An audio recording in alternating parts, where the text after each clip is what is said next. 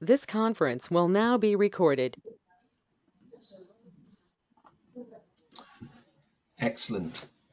Well, welcome everyone to this introductory seminar to the Ideal for OMOP training program. We're really excited that so many of you have expressed interest in this. We've had over 80 expressions of interest from across Europe over the last couple of weeks. That number is growing daily, and I think we'll see a lot of you on the call today. This call is being recorded, so if for whatever reason you have to drop off, or if you want to tell a friend about it, it will be very easy for you to share that link or view that link yourself in the coming days. As we get started, and I hope you can all see my screen, I wanted to just say some brief introductions. There's going to be a number of people who'll hear speaking today. I'll generally let them introduce themselves. So I'm James Anderson. I work with IQVIA and Digicore, and I've been leading some of the leadership development and training programs around the work that we're doing in cancer research over the last couple of years. You'll be hearing a bit more from me as we go on today, and a number of you already know me, and it's nice to see you on the call. We've got Piers, James and Will who are going to be speaking as well. We all work together in the same team working for Digicore, and we'll explain a bit more about what our roles are when the time comes. But also really pleased to have Professor Iwona Lugoska, who is a co-chair of our Leadership Advisory Board, and she'll say hello later on. And I'm hoping that Professor Cedric van Mark, who's a researcher but also a graduate of a previous training program like this, will be joining us as well. Now, what I'd like to do, we've got over 50 people now, we can't go around. Can I just encourage people just very quickly in the chat to say hi? Be good to know your name, what you do, what your role is, you're a doctor, you're a researcher, where are you working, and if you have a particular cancer specialism, a particular tumour type, what that is. So if I can encourage you to do that, that would be really good.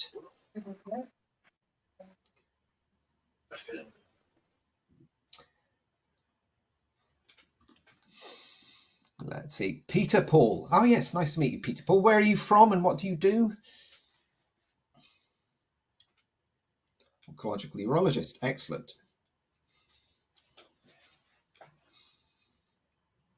Utrecht.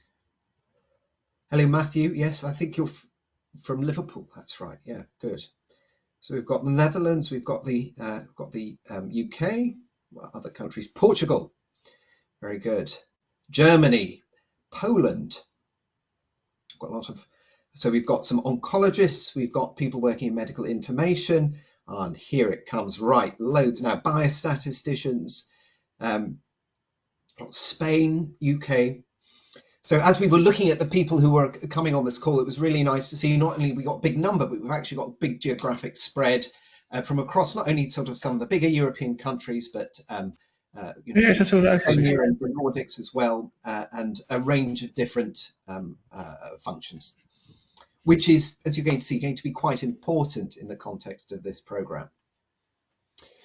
So we've got some objectives for today. The first one is to make some introductions, and we've started with that already. We're going to tell you a little bit about the context for this program. So we're going to tell you about Digicore and Digi1i3. These are the big program that the organizations and programs that this training course is embedded in. And we'll tell you a little bit about what OMOP is as well, for some of you who may not be that familiar with it. Then we're going to tell you about the training program itself, what that looks like. And then we're going to discuss the next steps to enroll in the program. But I guess the ultimate objective for today is that we're going to tell you, I hope, enough about the program that you understand what it's about, what's involved, what the commitment required is, what the benefits are, so that you can make a decision about this sounds great, sign me up, or no, this doesn't sound good for me. So if that's not the case by the end, we'll have time for questions, and we can certainly sort of take any queries or questions that you have. So last thing to say on this slide before I move on is what is IDEAL for OMOP? What does that acronym mean? And it's the IQVIA DigiCore Early Career Leadership Program for OMOP. IQVIA and DigiCore, two of the organizations that are behind this and providing funding for it. Apart from that, I hope it's obvious, this is about really helping people who are early in their research program, in their research careers, develop their skills and get an opportunity to further do practice research and build networks.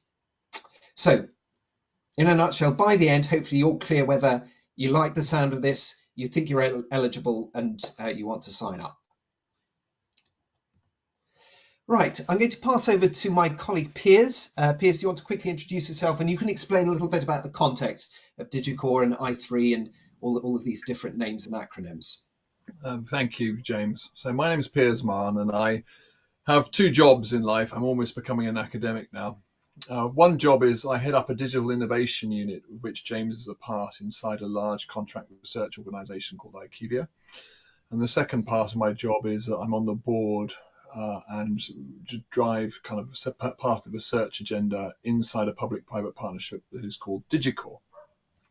Now, many of you won't have heard of DigiCore, so I'll just tell you a little bit about what it is. So it's an independent legal entity. It's a European economic interest grouping, and it was founded to digitize cancer outcomes research and cancer care quality research and take it out of the land of sort of paper and traditional audit formats. It's got about 40 cancer centers in it on the left-hand side. And it's effectively got two technology partners is the right way of thinking about them. One of which is the company I work for, IQVIA. And we're quite good at I basically think about it as sorting out the clinical record with technology. And the other one you might have heard of is Illumina, who are relatively good at sorting out the molecular data. And they're all inside this public-private partnership. And it's been set up with its own legal institute. The cancer centers are in control to sort of basically try and drive a digital research agenda. So for the cancer centers, that would mean sort of driving interoperability, finding ways of helping hospitals come together internationally to drive horizon bids. For patients, it's probably got benefits around sort of broader trial access and long-term better outcomes from care quality improvement. But we should also recognise there are industry partners there. I'll say a bit more about that later. But they're there mostly to try and get research to work more efficiently for everyone, and that's kind of what it is. There's lots of information about this. Should be interested. It's been published about quite a lot. But if just so you know what it is its own independent, not-for-profit set up to sort of solve these sorts of issues. Could we have the next slide, please?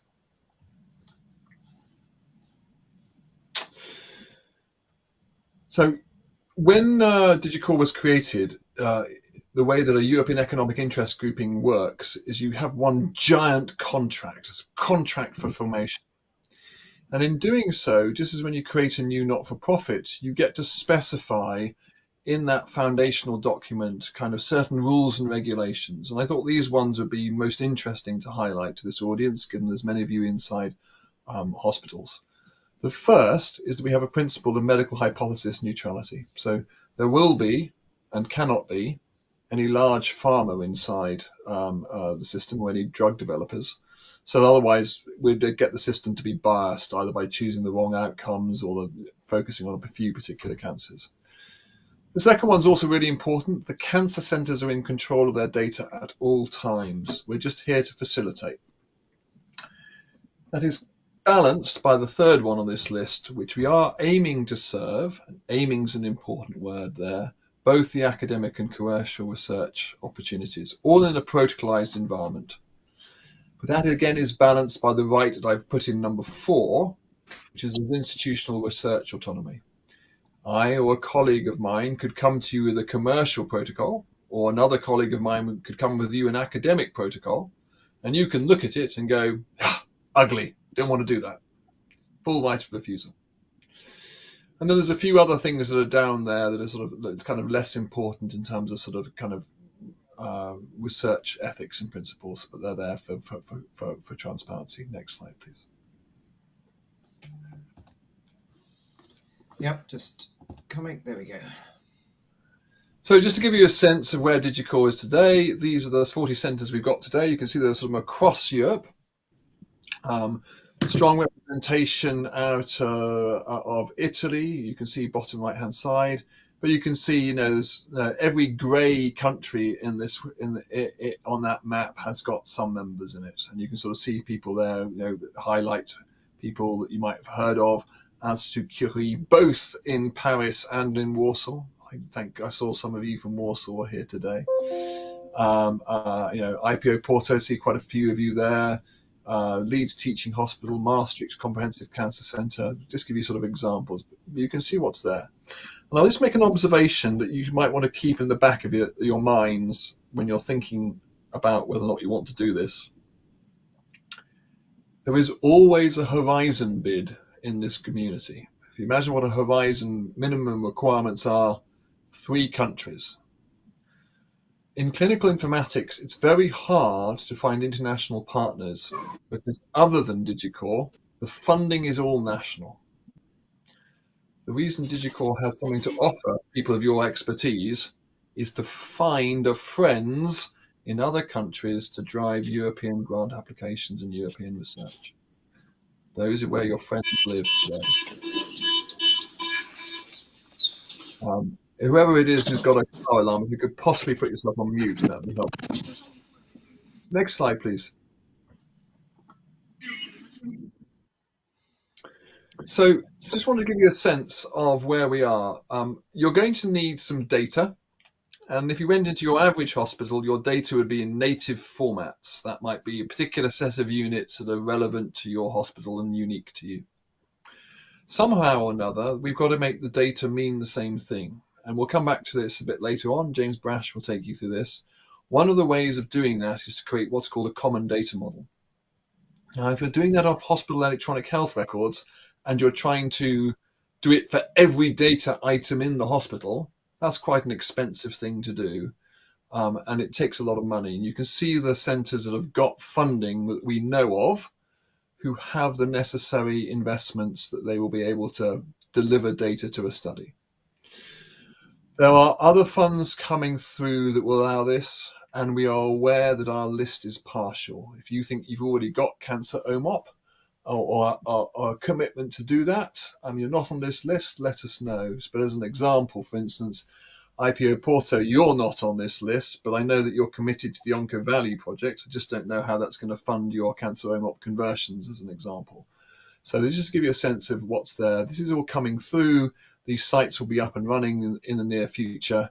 And so it kind of gives you a sense when you're starting to think about where to find friends who might be able to do this training project with you. This is to give you a sort of sense of a short list of places to start looking. It's all European Union funding. Again, just to sort of give you a sense of why it might be worth joining Digicore, because we do know how to hunt European funding to help you start on your research career. So that's probably all I want to cover off on this one. Piers, thank you very much. That's very helpful. We're just actually going to go slightly out of order now because our colleague, Professor Lugowska, has to scoot off. But it's a great pleasure to introduce Professor Lugowska, who's been involved with the precursor program to this that we'll say a bit more about in a minute. And is also co-chair of our leadership advisory board that will be overseeing, providing independent oversight of the training program. Professor Lugowska, is there anything you'd like to say to these people who are considering if and how they join this program? Yes. First of all, hello to everybody. And what is important, I would like to stress that this is the great investment of your wonderful evening today. I can say, based on our experience for previous projects dedicated to real-world evidence, and because of the success of the previous project, we wanted to do more. Therefore, there is right now IDEAL4OMOP project, and here you can see in a very near future lots of experts, high-level experts, and then also we would like to give you lots of nice tools to build your soft skills and leadership skills as well. Just at the end to get opportunity to collaborate with you with new project that at the end will be funded. So that is the story of the previous project, and I'm sure that it will be also a story of your success. So fingers crossed, happy to see all of you, and I'm sure that one day we will be able to also celebrate your success during our DigiCore meeting. Thank you. Professor Legowska, thank you very much. Yes, we'll say a bit more about the Leadership Advisory Board, Professor Legowska's role, but obviously she's had the chance to see people come through programs like this before, and we know what the impact can be. So, right, back on track, and I'm now going to, now we've had Piers explain, if you like, the kind of organisational and funding environment that we're in. I'm going to invite my colleague James Brash, who's going to explain a little bit more about OMOP and build on what Piers was saying about common data models. So over to you, James Brash. Thank you, James. So as introduced by James, my name is James Brash. I'm a senior data scientist at IQVIA, where I work exclusively on OMOP databases for research. And I'm also functioning as an OMOP advisor for the DigiCore project. So as we look to run oncology network studies across Europe, we have to think of how network studies were classically done. So as you see on the screen, if you have this idea where you have multiple different sites with different databases, you're going to run into problems about the data structure, data vocabularies used at each site, and also language issues that are going to come with that as well. So as you go to run a network study, you're going to be put in a position where you have to develop an analytical package for each one of these sites. And that's simply not scalable as we try to build a large European-wide research network. On top of that, it's obviously an expensive endeavor to write a research analytical package for each one of the sites. And it adds a lack of transparency to the process as well, because you're not running one study package, you're running one for each site that there is. So the solution to this is data standardization, the idea that you can standardize the structure and the vocabulary within your healthcare database. So the first benefit of this is that if the data is in a standardized format, you only have to write one analytical package, and that analytical package can then be shared to all the partners on the research network who are participating in a particular study. It also means you can develop analytical packages remotely. You don't have to actually see the data in the database because you know what the data structure is for that database, which has positive implications for maintaining patient privacy. And ultimately, because the data structure is always the same, we can build out analytical packages that ensure that this process is faster, reliable, and more reproducible, because we're not going through that iterative element of building an analytical package for each individual site. So that's really the benefit of data standardization. And James, if you could go to the next slide. This is really where OMOP comes in. Oh, little animation I didn't know was that. So OMOP is all about standardization of healthcare data. And so I often talk about these 4 pillars of OMOP. So really at the core of OMOP is the standardized common data model, the idea that your healthcare data gets stored in particular tables with particular information, and also the standardized coding system. So the coding system means that, take for instance, primary diagnosis of malignant neoplasm of lung. If that in your data is in ICD-10s or ICD-9s or SNOMED or some local vocabulary, by the time it's in OMOP, it's represented by one single code. And the benefit of that is that you know that then all of the OMOP databases have that same code and it'll be in the same table and everything is standardized and interoperable. But because we have a standardized common data model and standardized coding system, from that we can build standardized analytical tools that can reproducibly do the type of analytics that might be commonly done, such as patient characterization or comparative effectiveness studies, treatment patterns. All of these analytical tools have already been built out to run against OMOP databases, but there's going to be elements as well where we might want to build some of our own research tools as well, specifically for research questions within oncology. And finally as well, because of the standardization, we can build data quality tools to assess the quality of the data and also the OMOP transformation process as well, which is not a simple process and does need a lot of QC around it. So because of these benefits of OMOP standardization and OMOP, the DigiCore network is adopting OMOP as its standardized common data model. And that's because OMOP really works. James, if you could go to the next slide again. So this is really just a snapshot from my team at IQVIA, that if you go to the link at the top right, you will really see the breadth of publications that's coming out of Odyssey, and Odyssey is just the international OMOP user community. So within our team, we've published over 40 publications since 2018 using OMOP databases and OMOP networks. You can see on the left in a range of different therapeutic areas, some very high impact journals in the middle, including the Lancet Rheumatology, and I think there's some BMJs that we haven't, oh yes, it's included as well. It also enables us to run our research in networks. So at the bottom, you can see some of the partners that we've run our studies with, and I know some of our partners are on this call today. And again, going back to the idea that standardization allows you to build these standardized analytical tools, our research is in a range of real-world evidence questions, which you can see on the far right there. So again, OMOP has worked extremely well for us and of our network partners, and I would encourage you to look at the much broader list of OMOP publications that you can find at the top right there to really see that OMOP works and it's a great standardization for healthcare data. James, with that, I pass back to you. Brilliant. Thank you so much, James. So I think what we've heard so far from Piers and James is that we've got a community, we've got funding, and we've got a data model. So we've got a great start towards that vision of digitized or promoting and furthering digital cancer research across Europe. But there is, of course, one thing, at least one other thing that we need, and that is the right skills and experience. So we can have the common data model, we can have the funding, we can have the technology, but if we don't have the people with the skills, then that's really, we're not going to be able to sort of realize the vision to achieve the full potential of this approach. And our hypothesis, which I think has been consistently borne out, is that actually we don't have enough people who can do this kind of research in OMOP. It's not something where people typically have, there's lots of options for people to develop their skills. So that's one thing that we think is missing. The second thing, and this is something we consistently hear from potentially academic funders or commercial funders, is that they want to see not only kind of capabilities on paper, they want to see real proof points, proof of concept studies that demonstrate that the capability already exists to get analytic outputs that are publishable.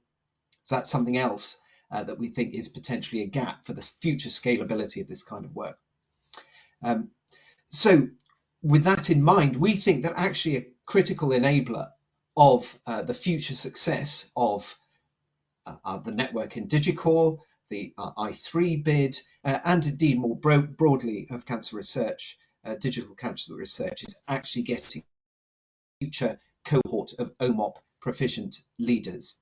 So, and that really is where this program comes in. So this is what we're talking about now, is that training pillar that will enable the full and effective utilization of this technology, this data model, and this network that we're building. So, in fact, there are two programs, training programs. We're going to be primarily today talking about the training program on the right of the slide, Ideal for OMOP. But just so you know, in parallel to that, we're also running a training program on the technical aspects of extracting, configuring the data to the OMOP standard.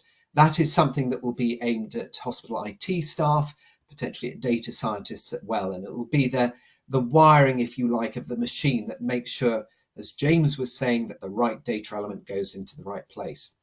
That's a course that we're in the process of designing and we'll be talking about soon.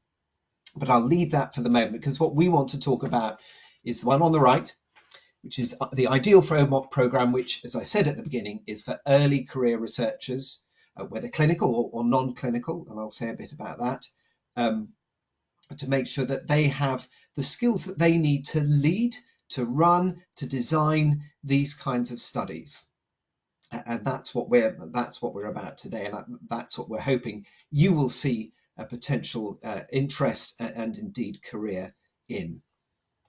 So we've got the funding. This is a fully funded program. We've got funding from the European Grant Award that Piers mentioned. We've also got additional funding from IQVIA. And again, we'll explain how that's going to be used in a few minutes' time. Right, so this is quite a dense slide, and that's kind of on purpose because there's some quite important information I think we want to get across about what the program is and who it's for. So start with, who is this for? This is for people earlier in their careers. We've said here under 45. That is something that we have some flexibility on. We've been flexible with that in the past. But this is not ultimately for people who are well established in their research careers. This is for people who are really looking to build their skills and expertise. And typically that will be people earlier in their career. We're looking for people who are working in European health systems, in hospitals, university hospitals, in academia. And obviously, we're looking for people who have a keen interest in oncology research and doing that in a way that is OMOP enabled. So that's who we're looking for. What will the training program comprise? So we think it's really important not only that there's some technical skills that you need to learn around at least enough about OMOP, how OMOP works, so you can design a study appropriately, things around real-world epidemiology, some of the statistical techniques. There'll be some technical questions around information governance and GDPR. So there's a whole bunch of technical things that we need to explain to you and train you on. But equally, we think, and just as important, there are some leadership skills, some soft skills, if you like, around how to build a consortium, how to work together in a diverse team, how to bring colleagues from different functions and different countries together to work towards a common goal. So the training will have both that technical and that softer or leadership component. And you may remember Iwona, Professor Legowska, referring to that a few minutes ago. A critical part of the program is that there will be learning by doing. So it's not just kind of taught seminars. There will be, and I'll go through this more, but the idea is you will form together in teams, develop your own scientific concepts, write your own protocols, and run your own studies. There'll be support and there'll be funding available for that. But we think that's absolutely critical, both for the developing your own skills, but also, as I said, developing those proof of concept studies that you can take to funders in the future to demonstrate your capabilities. So you will be developing the protocol and you will be delivering potentially a proof of concept study. Modes of delivery, it will be a mix. There will be some sort of more formal seminars. There'll be the practical work. We're hoping to arrange some face-to-face time as well. We're working on that, but there will be a mix of media, mix of channels for the training to take place. And now just really to say a bit more about the funding I've mentioned. So having run programs like this in the past, we know that actually a real blocker to success can be just the lack of availability and the general busyness of people, particularly people with clinical commitments. So we are making funding available that can be used for backfill.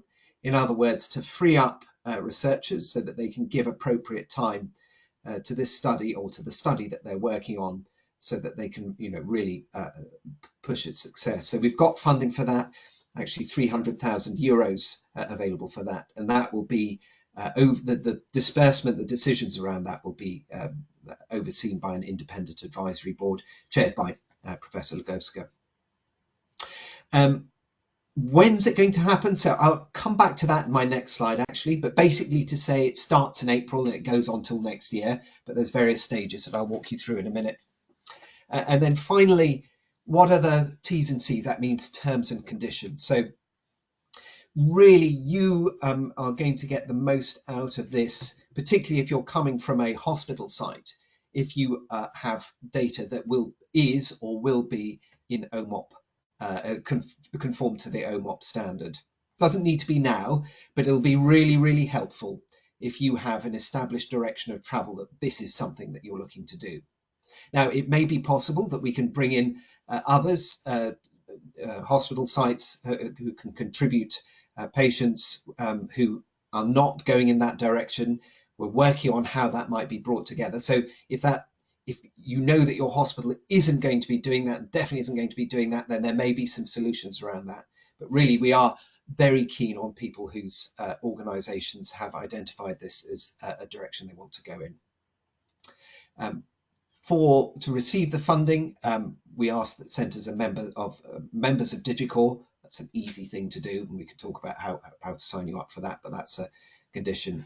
And one of the other things that we'll need to think about is across the different teams, we'll need to think about what's the appropriate balance of different tumour types. Again, we can come to that. So where do we want to get to by the end of next year? We want to have a cohort of future research leaders. We think we've got 60 of you on the call today. We may get some more in, but there's obviously, we've experienced these kinds of things in the past. There's a bit of attrition and so forth. But 25 to 30, if we can get 25 to 30 people out the other end of this at the end of next year, we think that will be a great achievement. And hopefully 3, maybe more, proof of concept studies by then as well. So that's very high level, what we think about who this is for and what it will involve. But let me just take you into one further level of detail, particularly around the timings. And again, hopefully to give you a sense of what happens when and bring it to life a little bit. Broadly, there's 3 stages. At the moment, we're right over on the left-hand side, we're recruiting. So this seminar is a critical part of that, but we're continuing to work through our networks and speak to other partners and people who are potentially interested. We want to really make this open at this stage to as many people as possible and to give as many people as possible the chance to apply.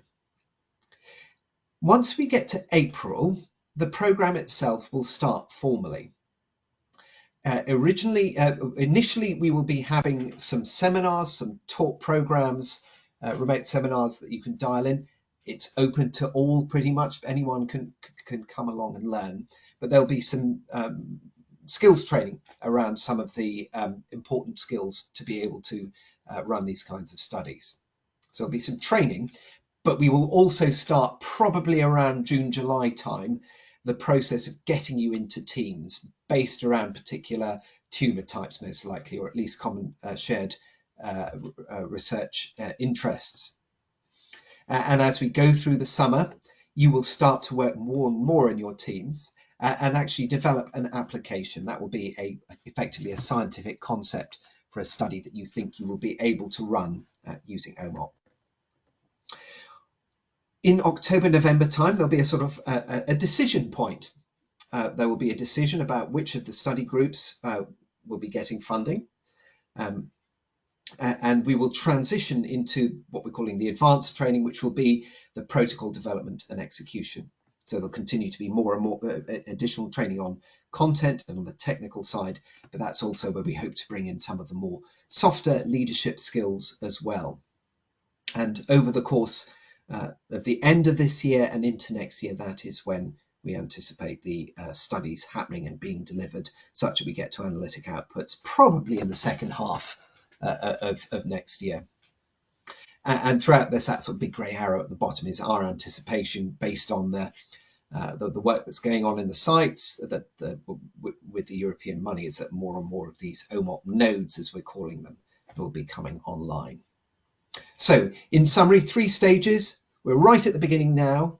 There's an April to October. There's a kind of open to everyone, taught seminars, but also encouraging you to form into teams. And then after that, the money will be awarded. And then really the rubber will hit the road next year with you guys getting your sleeves rolled up and working on the studies. Just to bring it to life a bit, what are we talking about? What sort of things might you learn about? Well, this will evolve, but this is broadly speaking the kinds of things we think we'd anticipate training on. So firstly, just some introduction to OMOP, so building out what James Brash has already shared with you today, but going into what does the common data model look like, what are the extract, transform and load processes, and bringing that to life with some case studies. Then there'll be some training around study design, both on the kind of real-world epidemiological side, but also some of the specific technical considerations you'd need to bear in mind running an OMOP study. We're committed to making sure that the voice of the patient is appropriately heard in this kind of research. And we've already got patient advocates involved in the delivery of the programme. We'll hope to give some training and share some insights around that. Data privacy is going to be a particularly important topic, I'm sure, something that everyone is aware of and sensitive to, and there's lots of advantages, particularly around the kind of federated research approach that James started to allude to, that can help us in that regard. And then finally, we'll be starting to talk you through and really kind of facilitating the formation of those teams, helping you meet each other, explaining what you need to do, giving you some examples of what a good kind of application will look like. So these are the kinds of things that you would expect to see as we start in April and go on through the months following. And then working up towards, as we get into later in the year, this kind of idea of a concept, scientific concept protocol, and then building it out into a protocol.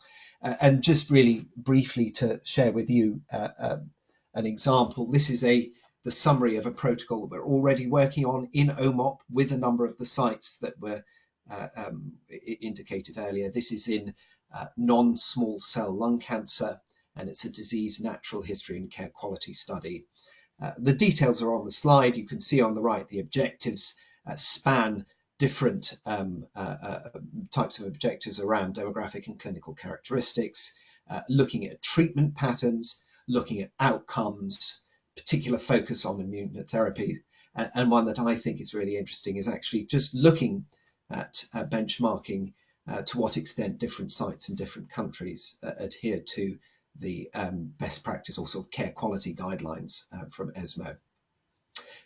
This study started, it's ongoing, ethics are approved, we've got 5 centres working on it, we've got another 4 interested, and there may even be some people on the call today, I'm not sure, who will be joining us in Lisbon for a study-a-thon on this in a couple of weeks' time. So this is not uncharted territory, I guess is what I'm saying, and also that there are people in Digicor on the call today who've got the experience of actually working through and building these kinds of protocols and conducting this kind of research. So we will be able to provide you with guidance on that. I'd just like to say a few words now about a prior training program that we've run. Not much more to say except that we are not doing this for the first time. There was a program that ran from 2022 to 2023. It was called IDEAL4OMOP, very similar. In fact, really, it was the same, except that we didn't require people to conduct the research in the OMOP standard, so we had bespoke common data models. And that ran for a couple of years. It's been really successful. Like this program, we dispersed a significant amount of funding. We've had 2 conference abstracts submitted already, so those teams that formed have actually been delivering results, and we've had really strong feedback and some good feedback as well. People saying, you know, this was a chance to develop skills that maybe they wouldn't be taught normally in clinical training or in other training. We've got we've actually got video of some of the participants talking about their experience of this program. So if you'll just let me do that, I'm going to share that. No, hang on.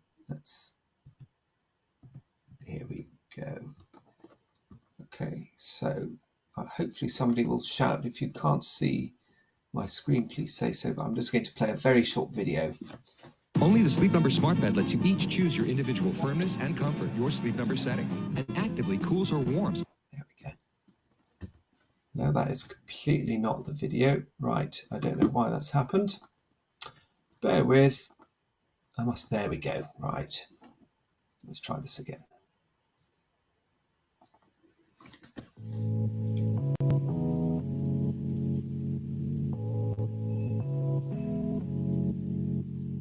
The IDEAL for Real-World Evidence program is a real opportunity to foster completely new skills that we are not used to use in daily practice.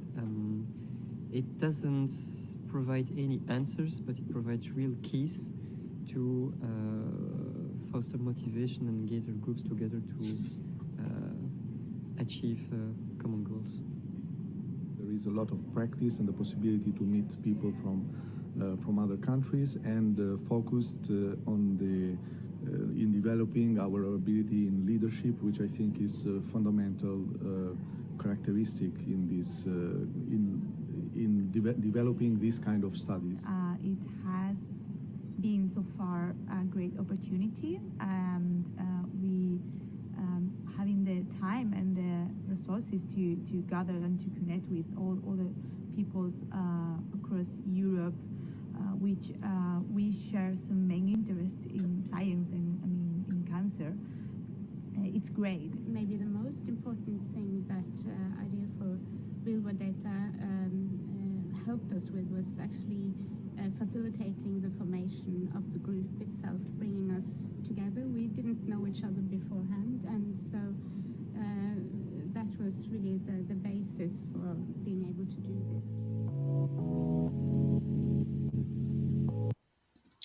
this. Okay. I think if I spotted it right, Cedric, who you saw the picture of just now, Cedric, are you on the line today? I can see your name there. Can you hear me? Do you want to come off mute? And there we go. There he is. So he's real. He's not a deep fake video that we've constructed. Cedric, it's fantastic to have you here. Obviously, that video is from probably 16, 17 months ago now. Could you quickly share what your experience has been since and where you guys got to on the IDEAL for RWE program? Yes. Hi, James. Hi, everyone. So this was really the beginning of this journey, and at that time, I remember in Paris, we quite didn't know what we had stepped into. It was something completely new, and I think no one who did it would hesitate to do it again. We learned a lot, as people said, on ourselves, but also on new skills that we developed. We also created great networks of colleagues who, for some of them now, also became friends. As young researcher, it's really difficult to get into existing networks. You have to push hard while still retain at your place, but here it's everything went smoothly together, and yeah, all the groups that developed a project, an idea, got really the help to create this idea, to have it performed, and now can gain some results with it, and get to conference abstracts and even some publications about it. So it's the start of something good. And Cedric, your team worked together on the breast cancer research. So where are you guys with that? Because we know that you've got some interesting results. Are you starting to get some abstracts or publications? What's the latest on where you're taking that research? Yeah, so all the final statistical analysis have been done. The abstract is submitted to ESMO Breast, and we'll see what this will bring. And then we are working on the publication on the same time also. So yes, it's you get real practical results from it also. And here I think it will be even higher because all the first work, all the first drafts, and the first errors have been made already with IDEAL for RWE, and it gets better and better. Excellent.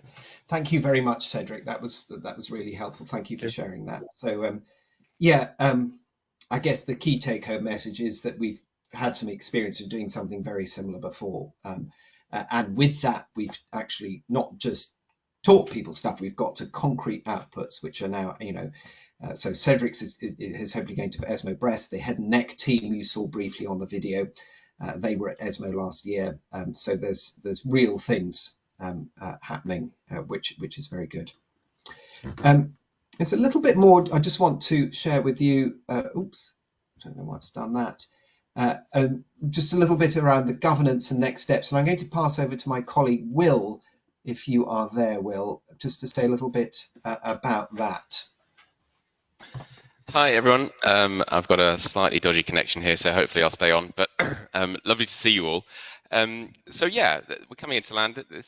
What do we do next? The first thing I wanted to talk about was the Leadership Advisory Board. We've met Iwona earlier, and really when we set up the Ideal for RWE, and this is carrying on in the OMOP, we wanted to create a safe space where teams could try out these skills that are new for some. Maybe others are much more practiced at delivering collaborative research studies internationally. But an important part of that is the Leadership Advisory Board. And this is a group of, best way to describe them really, as critical friends. They're there to help shape the program in terms of the content, but also to promote and disseminate opportunities for participation, possibly in wider networks. Critically, they will be the ones that will consider your study synopsis and your applications. And through the process, then they're a kind of sounding board where teams can come back and be challenged on what we found on the first run was the practicality and the whether a study was deliverable. Really, there was a lot of ambition, and the board, very experienced individuals, as we'll see in a minute, really helpful to bring that kind of critical that critique at the point before the funding was given. So they're there as your friends. They're there as an independent board as well from IQVIA and Digicore. And as I said, there's a lot of experience within it. So if we go to the next slide. This is the board for this year. Some individuals who have already done this and other new ones for this Ideal for OMOP. But you can see a range of skills, a range of culture, nationality, experience. Very important to have that kind of international view for these studies.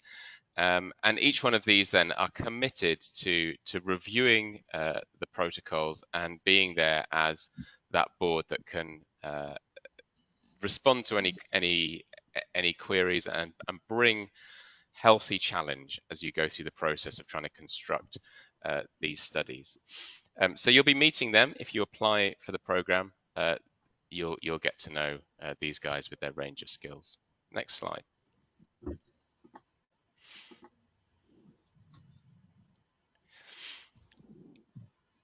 And so, in summary, for all that's been said, what will you gain from the program?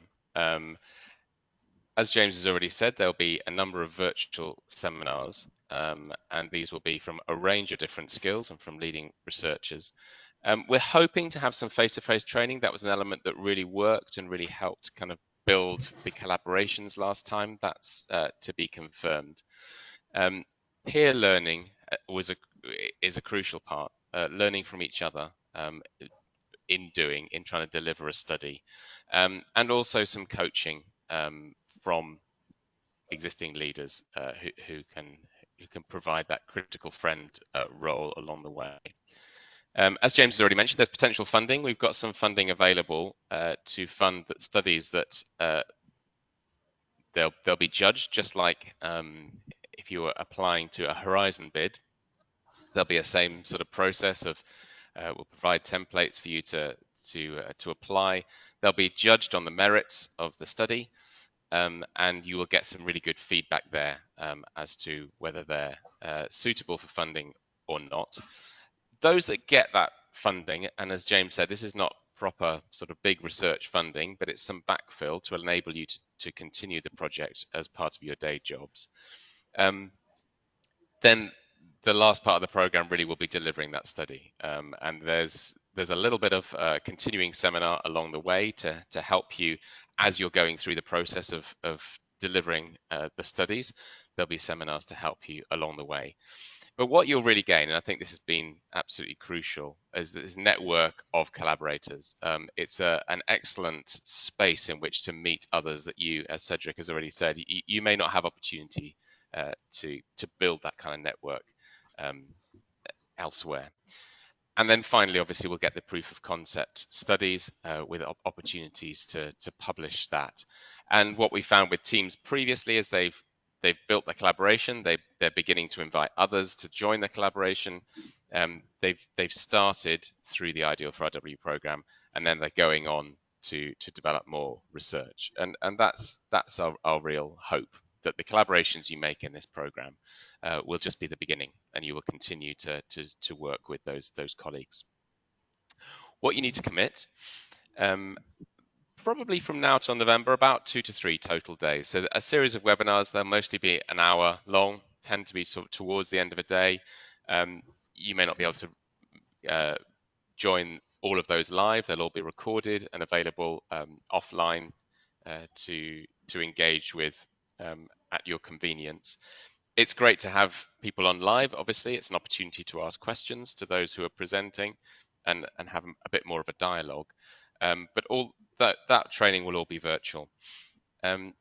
If then selected, as part of that will be submitting a study protocol. And for those teams that are successful in that submission of protocol, it'll probably be about a day a week then to complete that.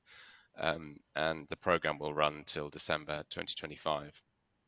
And that will be, there'll be times of more intense work, and there'll be times when you're each getting on with things locally in terms of finding data, etc.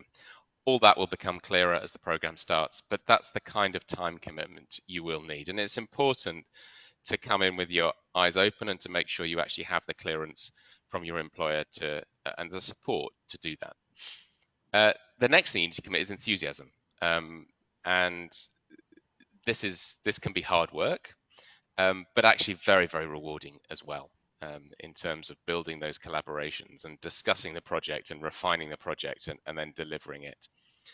And as I said, finally, the backing of your employer will be absolutely crucial to be able to, particularly when you get to this delivering of study, that you'll have sufficient time to give that. And next slide. So before we have the last few minutes for questions, if you've liked what you've heard, if this makes sense, if you think, yeah, this is exactly what I'm looking for, the next steps are to register. The slides and recording of this introductory session will be supplied to you each on email. If you've not already registered through the training at Digicore email, please leave your email address in the chat. Most of you who are on this call have already done that, and if you've received the calendar invite for this from Training to Digicore, don't worry, we have your contact already. We will send you these slides, also send you this link to the form. Please share those with other networks, share those within your organizations, other friends who you think actually they might benefit from this as well. The next thing then is the application form, and this is where we'll ask you to sign that you do have some agreement with your employer. So registration deadline is the end of March. You've got a little bit of time just to talk this through, make sure you've got the time to give to the program.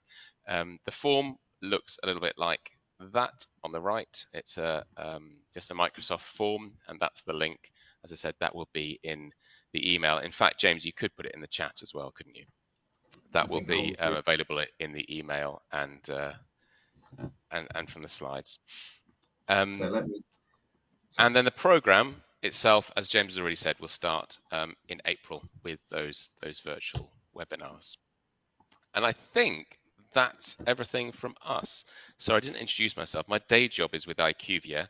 I'm the UK country lead for a similar network that does real world studies, but solely on a commercial basis. But I also will be delivering this program with James and others. So over to you. If there are questions perhaps in the chat, or if you want to come off mute and ask them direct, we've got 5 more minutes. If you need to drop off, that's absolutely fine. There'll be opportunities to continue the dialogue through email. But yeah, any questions?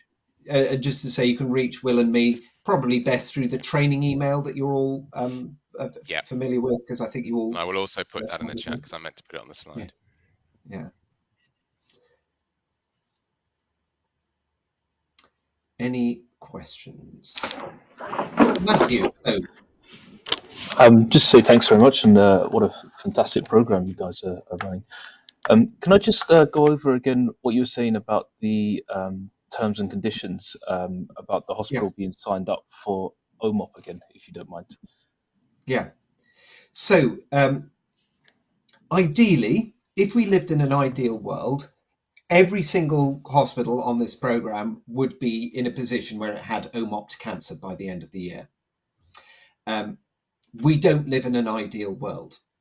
And I think being realistic, I think we need, and we are looking at ways in which we can involve other hospitals as well through a kind of sort of OMOP conversion that sits on top of their existing medical record. So in other words, it doesn't necessarily rule you out if you don't think that description fits you. What you will probably need to do, though, is make sure that you find a team of people with common interests where I think realistically there's at least 3 sites that are going in the OMOP direction. So it's not a totally clear answer, Matthew, I appreciate that, but I think in a nutshell, it'll be a lot easier if your hospital's going that way, but if not, it's not necessarily the end of the world. Does that help? Yeah, it does. It does. I suppose there might be people on this call who don't know whether their hospitals are going in an OMOP direction, and Indeed, you know who we and might find that out from. You'll see on the registration form that you have a I don't know option where we ask you about OMOP.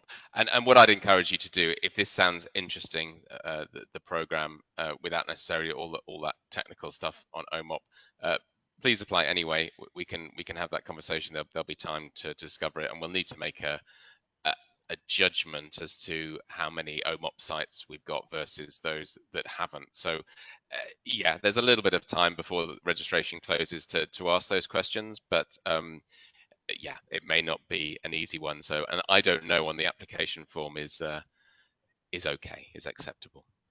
But do ask around, do see if you can, it might be interesting and informative for you just to kind of figure out which site are you at, Matthew? It's Liverpool, is it? Did I get that So right? Liverpool, but not in the cancer hospital at Liverpool. There's a separate cancer hospital at Liverpool. Okay.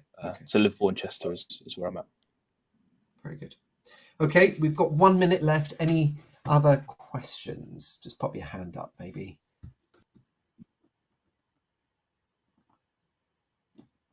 No, I don't think so. Well, either it was all crystal clear or you're also utterly kind of... Oh, here we go. Is it possible to receive the invitation to participate in training? It would help convince the employer for the support time commitment. Will, what did we do last time? Didn't we have a letter or something? Yeah, no, that's a very good point, Anastasia, and we can certainly provide that if that helps. If there needs to be a little bit more formal information about the program, we can write a letter from Digicore explaining what it is and what will be required. So, yeah, if anyone particularly needs that, if you're happy just to have that conversation internally without a letter, go ahead. But we can provide that letter if you'll give us the particular name who we should address it to within your centre. Happy to do that. Roberto, thank you for being so honest and open about your age. Again, I think that's definitely worth a discussion. We have had people in their 50s, I think, will on this before, so it's not an exclusion criteria. It's just we really do want to encourage particularly young people to join. So please, the age limit can be exceeded, please apply. And if we think for any reason that there might be some discussions we need around that, we'll have those discussions with you. And Agatha, will there be a similar meeting on the second mention program directed at data scientists? Yes, there will. It'll be directed at a slightly narrower audience. We're going to focus a little bit more around those hospitals that are already a formal part of the i3 bid. But yeah, do watch this space, keep an eye on LinkedIn and other areas, and hopefully that'll become clear. Very good. Harshani, back to work Good for you. And you do the letter, Anastasia. Right. I can see people dropping off now. Thank you all very much for attending. I hope it's something that's of interest to you. If not, no problem. But if it is, really look forward to hearing from you and seeing your you signing up. But for the moment, have a really, really great day. Cheers, guys. Bye. Bye. Bye. Bye bye. Thank you.